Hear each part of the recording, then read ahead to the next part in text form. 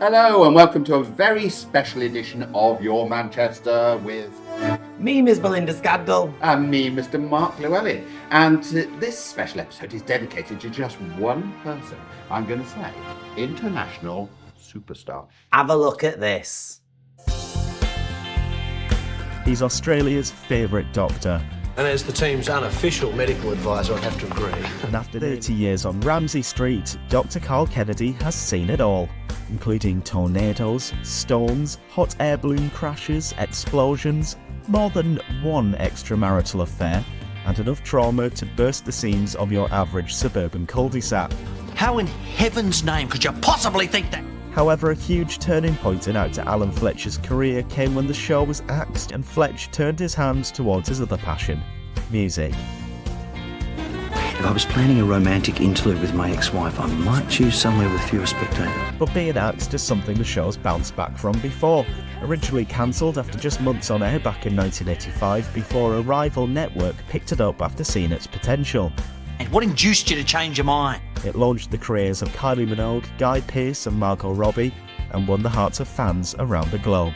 He risked life and limb to get off to get my autograph just for you. Oh, did you?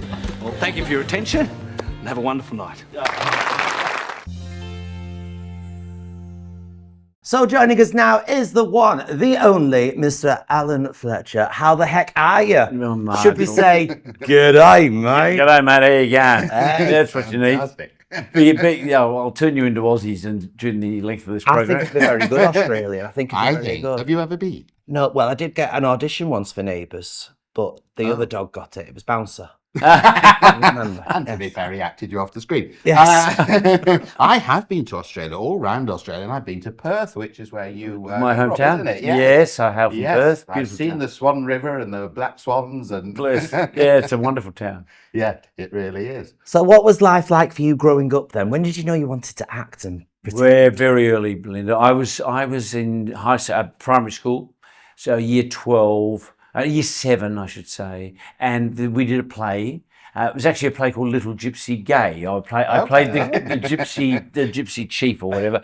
And the only thing that was memorable about it was we were doing a singing rehearsal, and the director said, "Stop! Something's wrong. Something's wrong. Alan, don't sing." Oh no! Oh no. So I was banned from singing. Things have improved after that. Kicking himself now, I'm sure. Kicking But himself that's a now. terrible moment, though, isn't it? When Oh yeah, it was a shocker. But during my high school years, I had some fantastic drama teachers, and we did play after play after play. So by the time I got to university, I kind of took over the dramatic society, and by the time I turned 20, I went professional. And that was a while ago. What was your first professional booking that you got? It was actually Stravinsky's the Soldier's Tale, and it was a no dialogue piece. It was a dance piece. And I played the soldier in the Soldier's Tale, and then went and played another soldier in O'Flaherty V.C., which is a George Bernard Shaw play. Yes.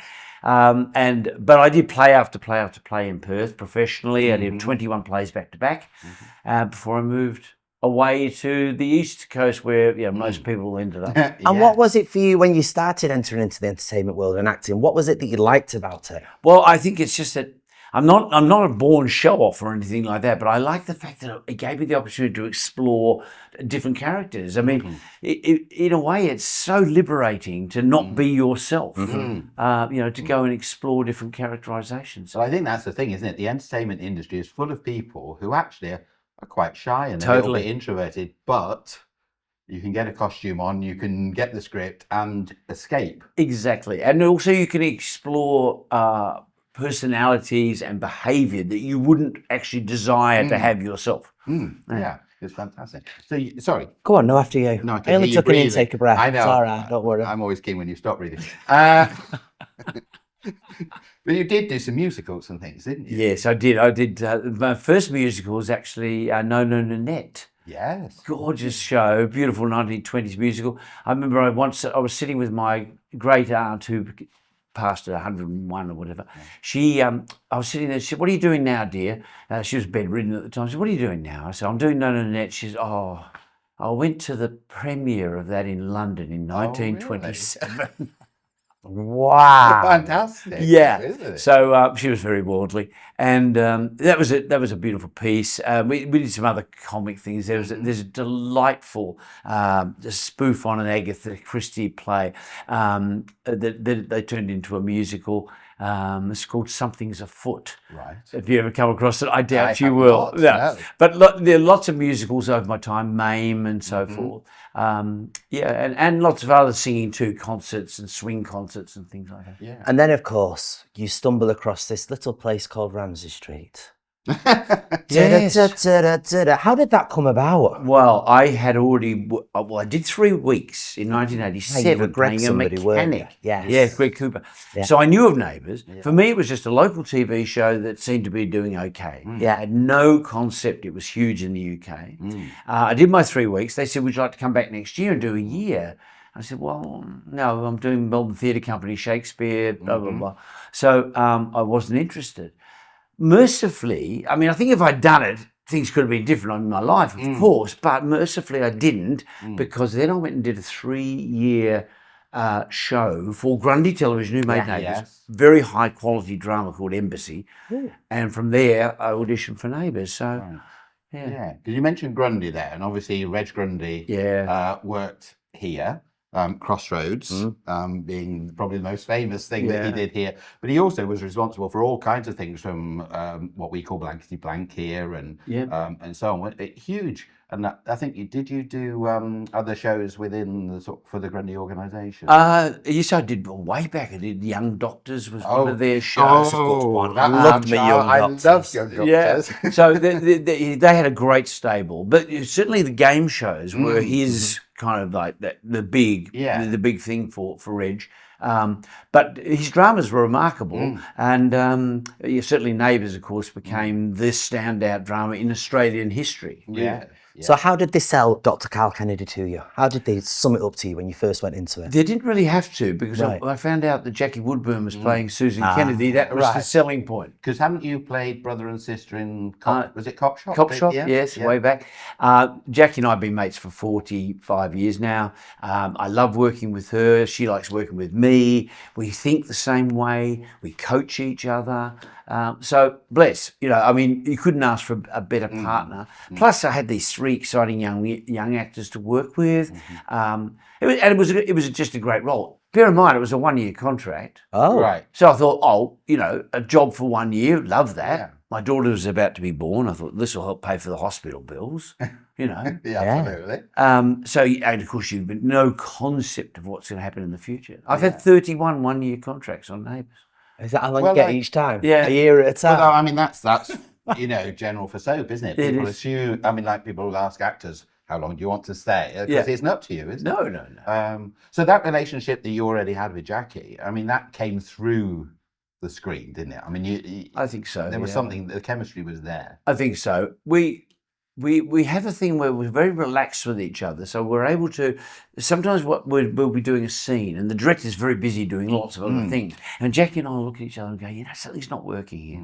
What's going on? And often it's her who will sit back and say, look, I think we need to change the dynamic here. Perhaps if we change the beats so that this happens at that point in the scene, then that will help us accelerate the scene into another area. So we'll just do that for the director, and often the director will come along and go, oh, you're doing that? Oh, okay. Yeah, well, no, that works. That's good, because we work so fast. You have to do this. Has there ever been any scenes or storylines that you thought, that's just so not Karl Kennedy? He wouldn't do that. There was only one. It was they got Karl Kennedy, when he wasn't a doctor, to become a pharmaceutical representative, selling pharmaceuticals, and he discovered the company that he was working for was selling off dodgy drugs to third world countries or something, and he became a kind of like a spy. Right. And I was doing this cloak and dagger storyline, and I was thinking the whole time, this doesn't feel very Karl. I mean, I threw myself into it. That's my job. Yeah. But at the time, I thought, no, this doesn't feel very Neighbours. And what about your favourite storyline in it then? Oh, well, big ones with Jackie and Natalie Bassingthwaite, of course. Like, I think 2007, Karl and Susan London getting married again, Izzy being there pregnant, delivering Karl's child who didn't know about, working with all the stars in London. It's very hard to go past that period of time. My favourite episode, though, was episode 7000. They delivered me a comic gem. Karl Kennedy discovers a scratch it ticket, a lot. It hasn't been scratched. He scratches it, it's worth $7,000. He's over the moon. He's quite tight with money. Yes. But he loses it while he's running around Erinsborough that day collecting lemons. He loses his ticket. So, of course. So within this one episode, he retraces his steps and gets to Toadie's house. Yeah. But Toadie is hosting a naturalist lunch yeah. for some legal clients. And so Karl nudes up to find his scratchy ticket, which he does find stuck to Toadie's backside. There you go. So it was there all the So time. you can see that I'm a very highbrow person. And at least there wasn't any more to scratch off. Well, I think that was the joy of the character. You had some heavy stuff there, but you also had some high and low comedy along the way. Yeah, totally. And as an actor, that must be the joy of being in a soap. When you're allowed to do all of it. It's why you stay. It's why you stay, because every day is different, every week is different, every storyline is different. It's always a joy. So last time we spoke to you, last time I spoke to you, it was all coming to an end at that point. Yeah. Sad time, but it came back. It did. Amazon stepped in, and it was quite a surprise, I have to say, because the notion of Sherlock House being on a streaming platform had never really occurred to anybody. But it was a huge success. First of all, by Amazon coming on, it meant that Neighbours had a big gap. And in that gap, they could rebuild the show. You can't really change a show like Neighbours while it's running. No. It's too hard. Yeah. I mean, you can fiddle around the edges, but you can't change everything. By starting again, they can rebuild it from the ground up. So we ended up with more diversity in our cast and crew. We had a lot of female directors, which was a great feel. We had improved sets. The scripts were very, very well considered and great scripts. They've always been great scripts on Neighbours, but the technical department was revamped. Now, Neighbours has just been nominated for an Emmy Award for technical direction. Wow. Which means that the standard of the show is on a par with anything you'll see anywhere. Yeah. So remarkable. And Amazon gave us 400 plus more episodes. They gave us two and a bit years more of Neighbours. So Was it all done from the same place as the original? it was. Yeah. It was shot in the same place. Sadly, that place is now no longer. The lease has expired there, so everything has been broken down and demolished. Yeah. Oh, I share that. I shared that grief. Yeah. It's sad because I think so many of us were brought up with Neighbours. Well, Neighbours, I think, changed other stuff here, because suddenly, I mean, most of our soaps are set in, pretty grey.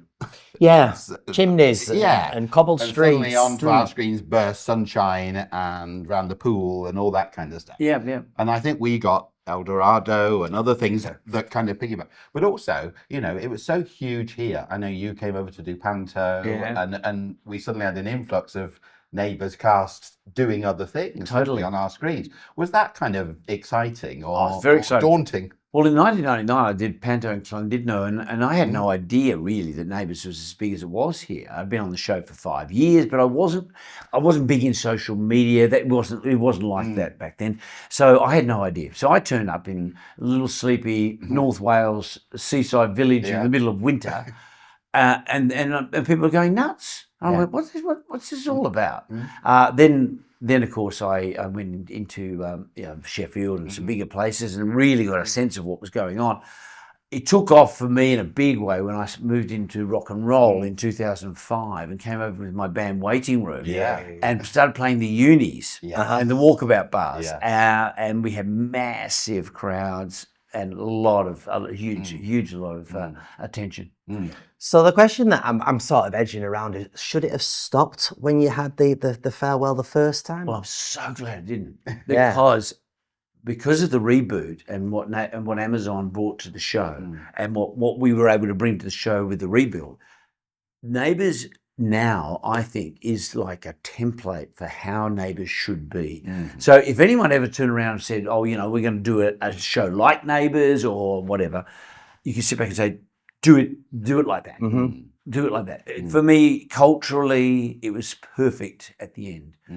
The familial aspect of it, the way we worked together as a team, it was just fantastic. Now, we've obviously not seen how it's going to conclude over here yet, and I'm very intrigued. So just by a fluttering of your eye, I shall ask you a series of questions. If I do that...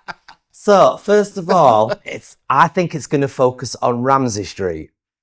That's a possibility, Right. because Ramsey Street, of course, is the centre of the community. Pretty heavily featured. So, if it's going to feature on Ramsey Street, is there an explosion? Does it end with a big full stop, or do we just drift away as viewers? Interesting, very good question, but luckily our executive producer, Jason Herbison, has been open about this, and he did say that he has left it with an open end. What he wanted was to create a sense of hope in the last episodes, and for me, the biggest strength of the last episodes is the strength of the sense of community.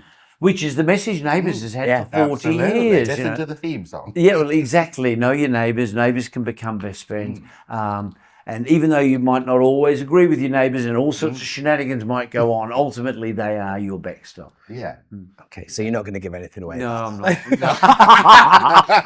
Not for once of trying, though. I mean, they're real houses. They can't blow them up. Can they? CGI these days. Well, CGI, who wants all that?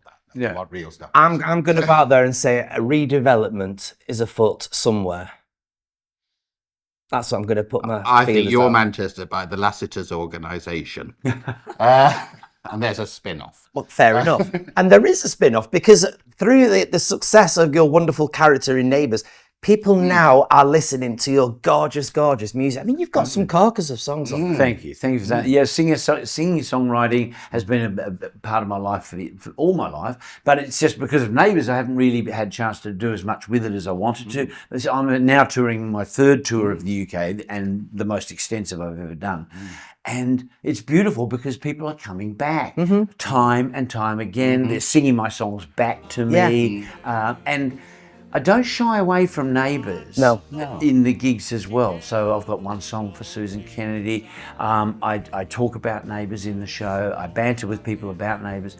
And I commiserate with people about Neighbours as well, the audience. But I mean, your songs, just from listening to what we've been sent and, the songs that I've kind of heard from before, they're so well thought through. Thank you. They've got a lot of heart in them. They have. That's everything I aim for is a bit of that heart. And I mean, I love my comedy songs. I sing about my love of sleeping in bed, my love of lager, that sort of thing. And my wife and I actually duet a lot, and we have some very funny songs about relationships. She's on the show with you. She works, plays with me. Yeah. She plays piano. She sings. She has recorded her own music. So it's very much a partnership, and.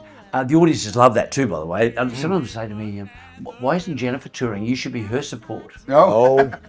Okay. There we go. Well, that can be a thing to do, can't it? I'll put it under Do you have the consideration. same agent?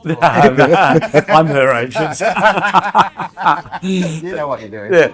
Where do the ideas come from then for these songs? Well, I have some wonderful collaborators who also play with me, Riley Cathrall, Lachlan Bryan, and a lovely producer, Damien Caffarella. So in many cases, I come up with the ideas, and they come from a computer folder that has about 500 ideas. Wow. Right. And then you say, what am I going to work on today? You go on to something. And these brilliant collaborators of mine who are exceptional songwriters, I'll take them an idea and then we'll just thrash it out. And often we'll sort of change tack, change direction. One song I started writing, it was just supposed to be a satirical song about religion, actually ended up being a love song to my wife. Through the rewriting process. So it's the excitement. Every song is a new adventure. Do you have a favourite song that you're currently doing? Well, it's very hard to move away from a song I recorded about my mum. Mum was a spiritualist, and she believed in reincarnation, and she was my spiritual guide, and I relied on her advice enormously. But she always said that when she passed, she would still be with me, and I very much hang on to that. And when I'm down, or I'm facing a problem, my mind goes to her.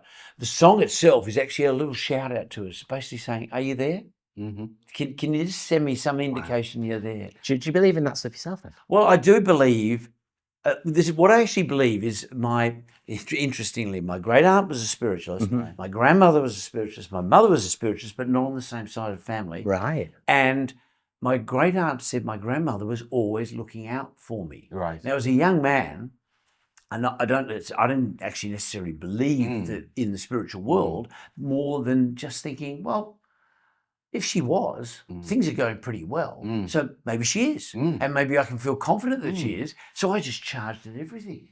I felt confident there was someone looking after me. And I do feel confident that there is someone guiding me. I think, we all make mistakes in life, but I know sometimes I catch myself and I think, no, hang on, no. Mum always would have said, don't do that.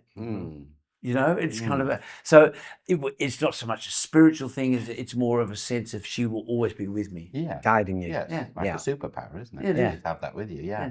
Now, you started the interview by saying, saying actors put on this persona because now here you are with your band up there being you. Yeah.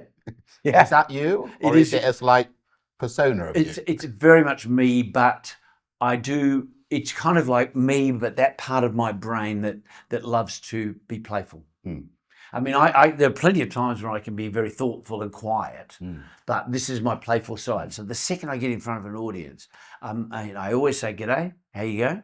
And I G them up. I say, "Come on, no, you're here for a good time. I'm here for a good time. Don't you be sitting there like stunned mullets."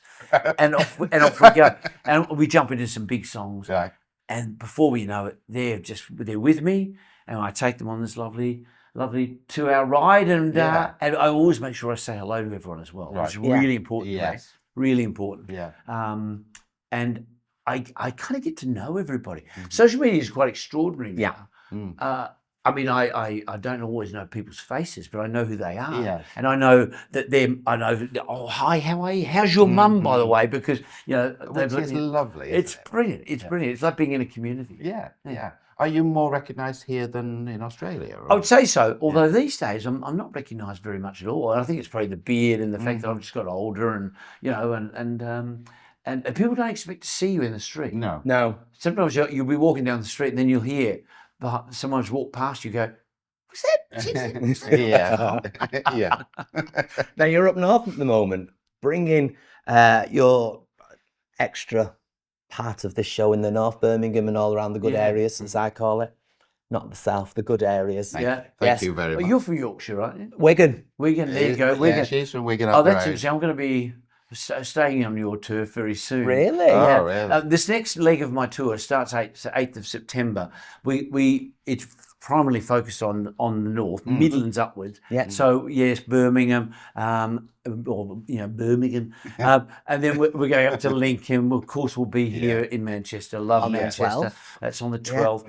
Over to Liverpool, and then Leeds, Pocklington, up right up into Scotland, and we come back down again into Mexborough. Oh, yeah. Everyone says, "Why are you going to Mexborough?" Because it actually sits between Donny and Sheffield. Yes, it does, yeah. And then down to Birmingham to finish. One more show in Birmingham. And how much are you loving going on tour? I love the road. Yeah. I love being on tour. I get the opportunity to do things like this, have chat to wonderful people.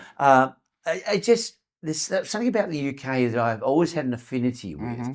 And when we're driving around, my young guitarist, who's like 32, I think, or something, he is an ancient history buff. Oh, okay. So we're driving along, I say, "Where are we going today, Riley?" He says, "Oh, we're on the way to Leeds, but we're going to stop at this castle, and we're going to have a look at this." And Well, if you want to come to my house, do let me know.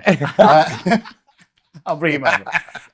It's a wonderful city to country to travel around, and all through the Cotswolds, so beautiful. Cornwall. That's where I'm from.